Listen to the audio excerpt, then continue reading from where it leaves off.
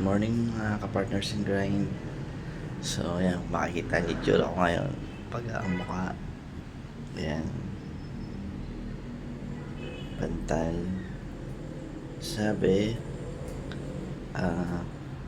dala daw ng stress.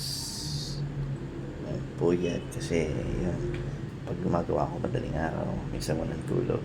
Tapos, gigising si baby, papatulugin ko. So, gaya ngayon, 5:30 na. Kakapatulog ko lang kay baby. So yun, yung mga dapat gagawin ko, tigil muna, hindi ko magawa kasi yun medyo makati, hirap gumawa. Buong katawan ko may rashes, hives daw kung tawagin, or urticaria. So yun, kailangan konting pahinga.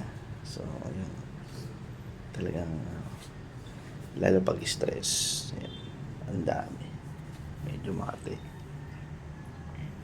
Ayan, kaya yun, sa mga partners natin dyan, ingat-ingat din sa sarili kasi yun, mas mahirap pag nagkasakit. Yun lang, ingat mga partners.